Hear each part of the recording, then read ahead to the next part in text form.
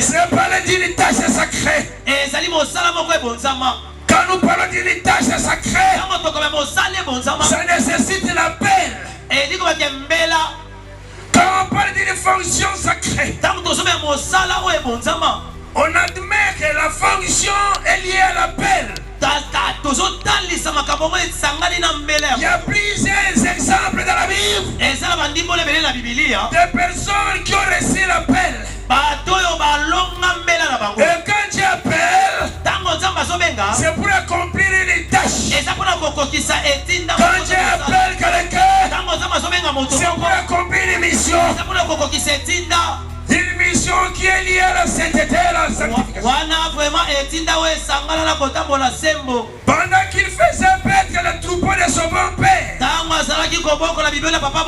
j'ai appelé Moïse au buisson ardent.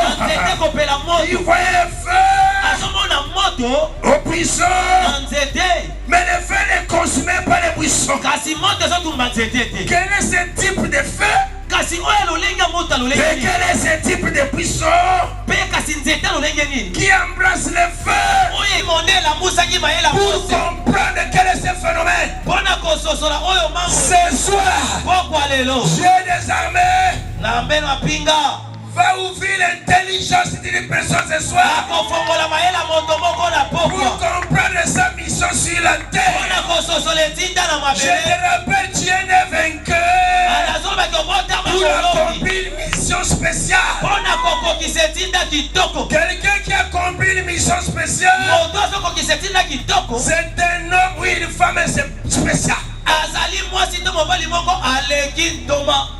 Alléluia. Amen. C'est l'apôtre qui enseigne.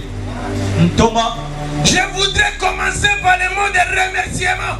Mais le Saint-Esprit me met directement la parole. Dans le mot de remerciement, on va remercier après.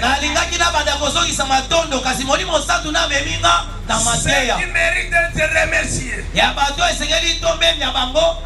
Alors, peuple de Dieu, Moïse, comme vous connaissez l'histoire, ce n'est pas un homme ordinaire. Toi qui m'écoutes ce soir, tu n'es pas un homme ordinaire. Quand je parle de l'homme, je touche aussi la femme. Ce n'est pas la journée des femmes internationales qui nous a réunis ce soir. Écoutez, Moïse a reçu la mission divine pour accomplir une tâche. Quelle est cette tâche?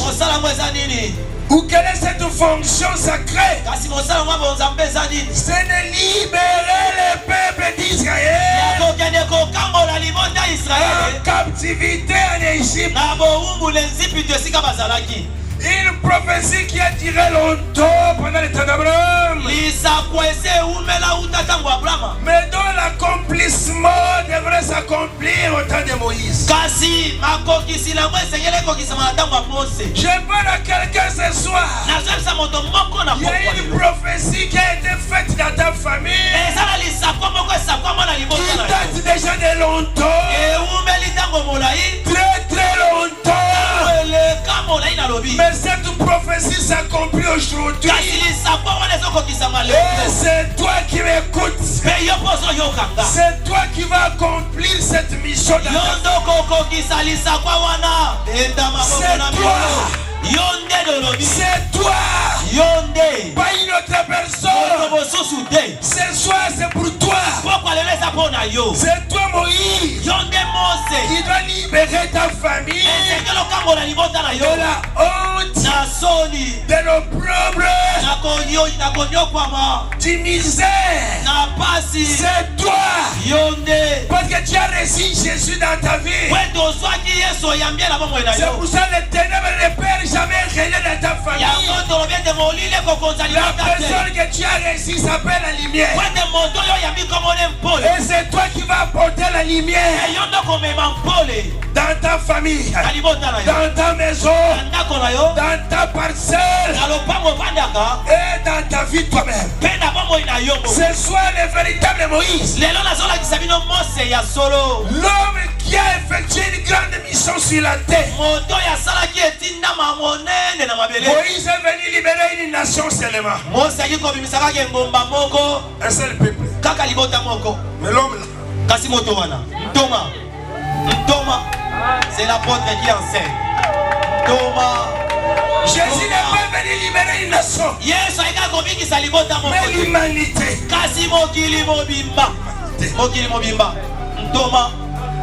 Luc 4. Luc 4. 18 suivant. Qu'on nous lise. Jésus.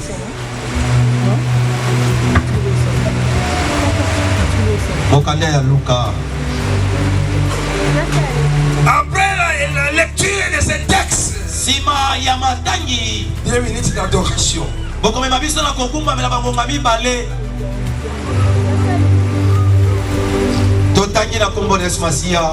Luc chapitre 4, le verset 10 suivant. Il donnera des ordres à ses anges à ton sujet. Luc chapitre 4, 18. Okay. L'Esprit du Seigneur est sur moi. Parce qu'il m'a envoyé pour annoncer une bonne nouvelle aux pauvres. Pour proclamer aux captifs la délivrance. Et aux aveugles le recouvrement de la vie. Pour envoyer libre les opprimés. Pour publier une année de grâce du Seigneur. Ensuite il roula le livre. Les remis aux serviteurs. Et s'assit. Tous ceux qui se trouvaient dans la synagogue avaient le regard fixé sur lui. Merci. Amen. C'est le deuxième point. J'ai introduit le message par l'appel. Maintenant j'entends le deuxième point. Pour accomplir une mission, il faut être loin.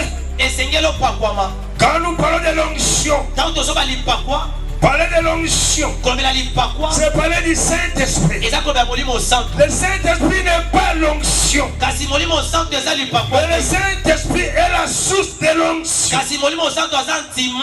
L'onction te donnera la connaissance. L'onction te donnera la révélation. L'onction te fera que tu sois connecté avec le ciel. La mission c'est sur la terre. Mais nous ne sommes pas de la terre. Jésus, le grand maître ici de la mission, il déclara que l'Esprit du Seigneur est sur moi. Pas n'importe quel esprit, l'Esprit de l'Éternel est sur moi. Pour que l'Esprit soit sur quelqu'un, la personne doit passer par la consécration. Pendant la consécration, il y a le mystère du transfert. On te transfère des capacités. Jésus-Christ est un souverain sacrificateur. Il y a d'autres personnes qui disent mais qui l'a consacré? Son père avait reconnu son ministère avant la création. Mais quand il a revêtu un corps, et dans le mystère de l'incarnation est dans le mystère de la sagesse et de la connaissance indéfinie et souveraine de Dieu. Le jour du baptême, un grand miracle, un grand témoignage. Il y a une colombe qui s'est posée sur la tête du Christ. Et une voix s'est fait entendre des cieux. Celui-ci est mon fils bien-aimé qui j'ai mis toute mon affection. Il a été consacré par son père. Nous n'avons pas toi Dieu. Un seul Dieu qui se manifeste au cours des âges. Pendant la création est un père. Pour accomplir la mission de la rédemption, les fils. Et pour l'église, le Saint-Esprit est en train de préparer l'église. L'église mystique universelle. L'épouse du Christ pour l'enlèvement de l'église. Il est en train de définir sa mission. L'Esprit du Seigneur l'Éternel est sur moi. Il m'a ouvert pour. Bien-aimé, quand tu es ta mission, tu dois comprendre d'abord le message de la mission. Il est venu sur la terre pour nous amener la bonne nouvelle. La bonne nouvelle, c'est le message de la guérison. Quand nous parlons du message de la guérison, nous parlons du salut. Quand on parle du salut, on voit le sauveur. Jésus-Christ, il est le sauveur de l'humanité. Le sauveur de toutes les nations de la terre. Il a quitté le ciel. Il a traversé un sanctuaire le plus parfait. La parole s'est faite chair. C'est un grand mystère. Et la révélation du Christ. C'est ça que les prophètes de l'ancienne alliance ont fait des recherches et des investigations. Quel est cet homme qui viendra au nom du Sauveur, le trait d'une vierge femme, viendra sur la terre à travers une naissance miraculeuse et à travers cette personne le monde devrait être racheté de la malédiction. Ils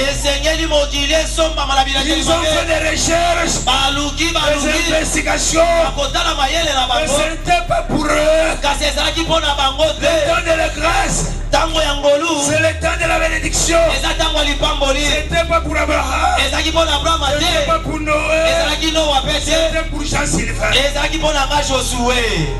Amen. Thomas, c'est l'apôtre qui enseigne. Thomas, amen. Thomas, c'est l'apôtre qui enseigne. Amen. Grâce n'a pas commencé de nos jours. Mais je parle du temps de la grâce. C'est une saison. Mirepa, bon samaritain, rocher du salut, puis de Jacob. Nous sommes dans la saison de bénédiction. Parler de la mission, c'est parler de la bénédiction. Amen. Thomas, on a besoin de mission. Maman claque voyage. Amen. Quand quelqu'un est en mission, la mission est liée à la rémunération. À quelqu'un qui fait une œuvre, le salaire n'est pas une grâce, mais c'est un droit. Si ta mission sur la terre,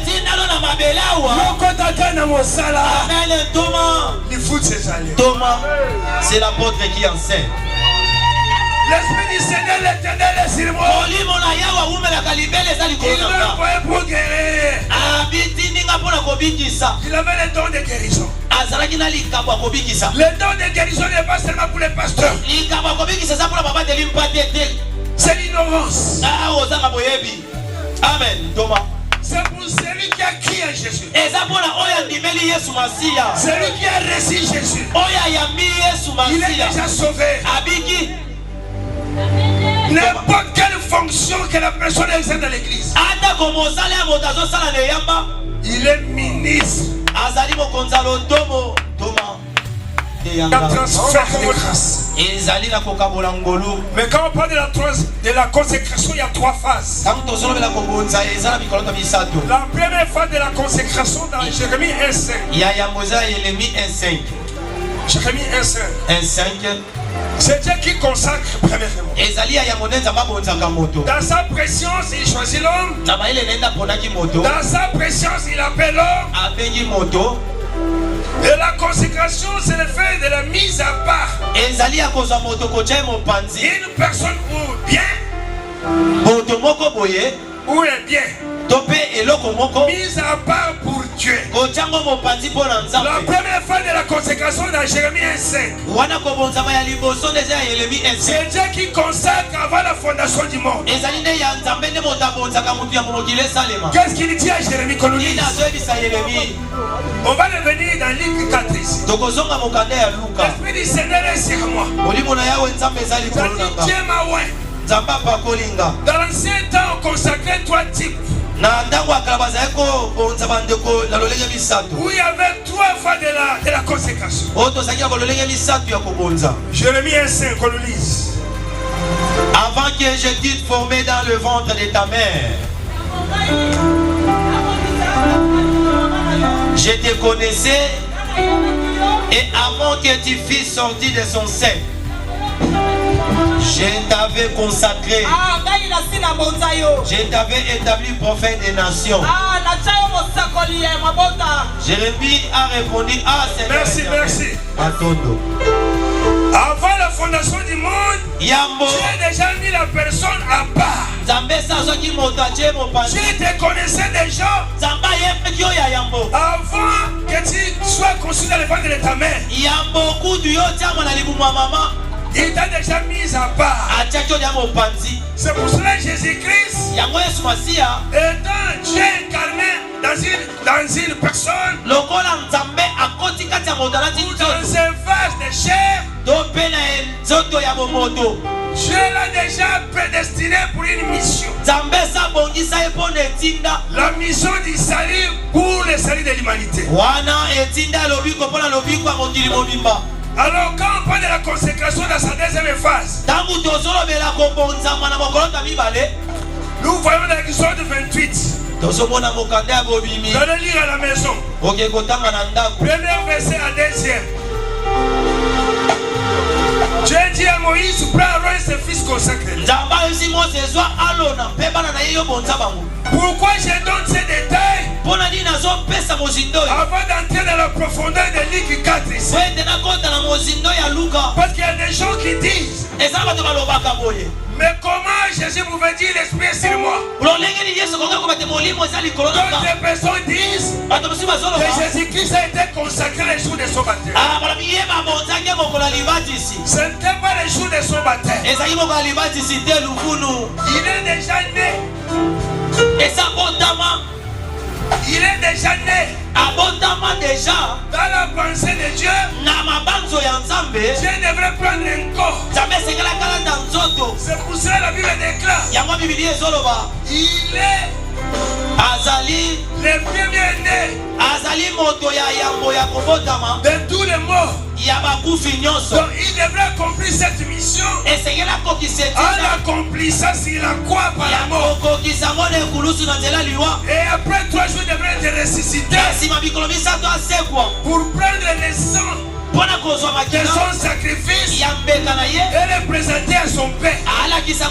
Donc le plan de la rédemption a été déjà confirmé avant la fondation du monde. Dieu dans sa préscience, il a préparé Jésus-Christ comme le grand missionnaire pour accomplir la mission de la rédemption. L'Esprit du Seigneur est sur moi. Il m'a oint pour guérir. Peuple de Dieu, ce soir, Jésus-Christ va te guérir. Le cœur est brisé. Ceux qui ont rencontré des problèmes de déception. Osunga camarade. Azongi c'est ingratitude. Osunga mobile.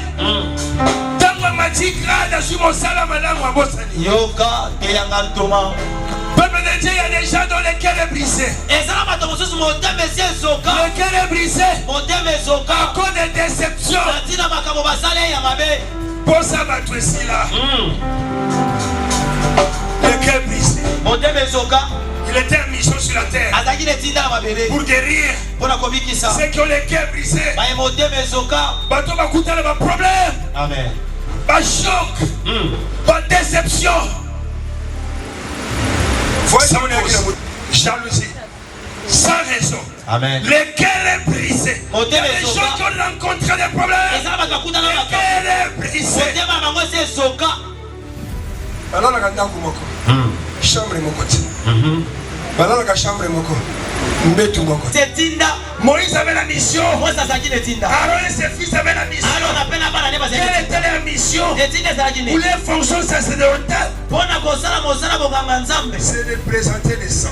Aaron avait la fonction de présenter les sangs dans les lieux très saints. Pour que la colère de Dieu s'apaise. Parce qu'il y avait 5 types de sacrifices. Qu'on appelait les sacrifices lévitiques. Il y avait l'Holocauste,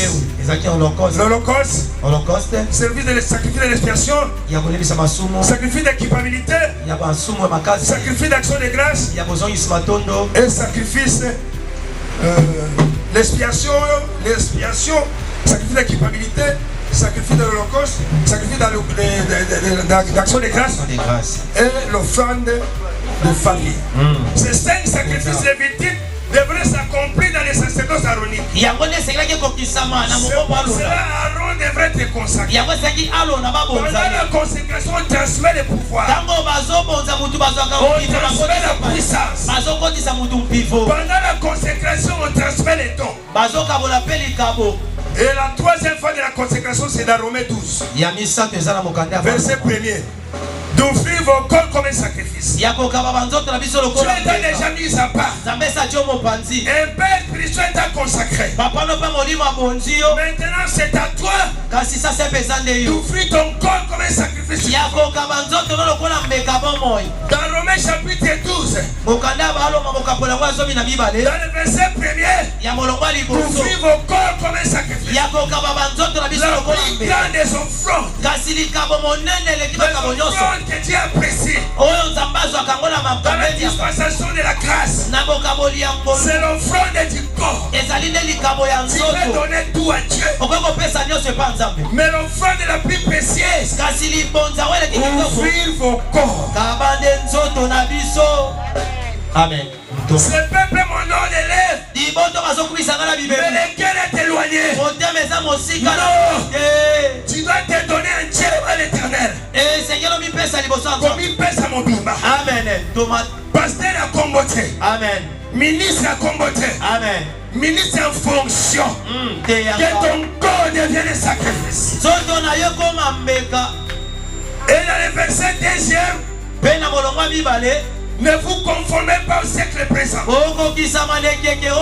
soyez transformés par le renouvellement de l'intelligence. Ne servez pas Dieu dans l'hypocrisie, non. Ne soyez pas hypocrite. Servez Dieu dans la sainteté, dans la pureté, dans l'intégrité et dans la vérité.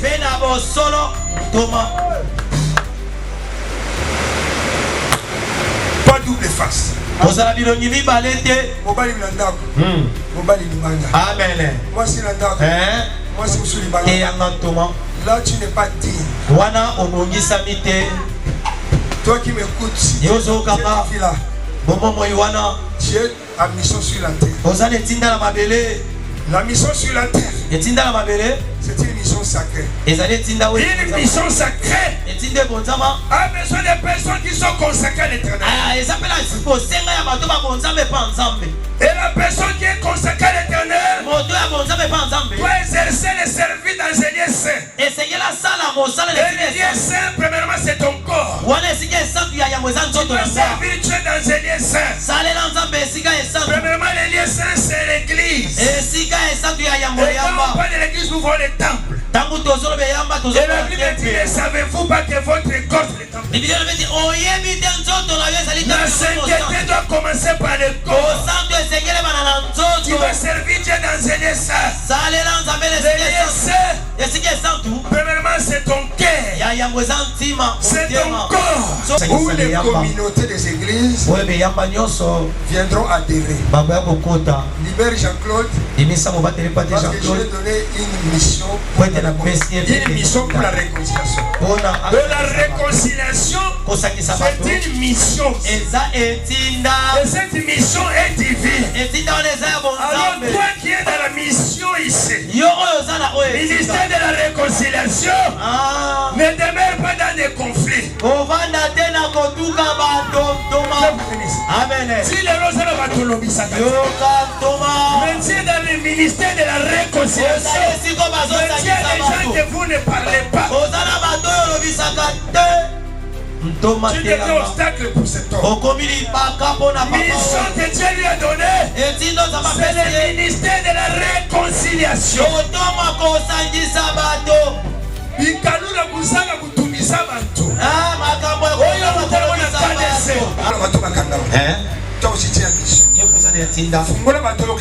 Amen.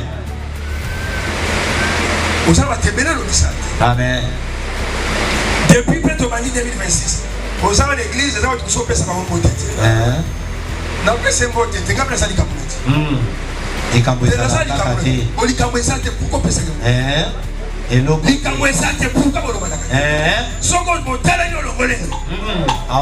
nous sommes dans le ministère de la réconciliation. Pas seulement la réconciliation, la réconciliation marche avec la paix. Reçois la paix. Reçois la paix. Jésus est notre rédempteur. Dans la rédemption, il y a la réconciliation. Dans la rédemption, il y a le rétablissement. Dans la réconciliation, il y a la restauration. Dans la rédemption, il y a la réparation. Tu attends la bénédiction. Commence à réparer. Amen.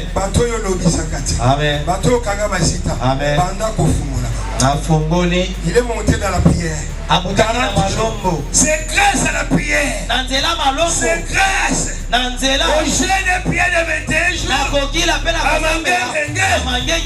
Aujourd'hui nous sommes réunis. Aujourd'hui mes repas a connu la naissance, l'existence. Et je bénis mes repas. Et je bénis toutes les églises.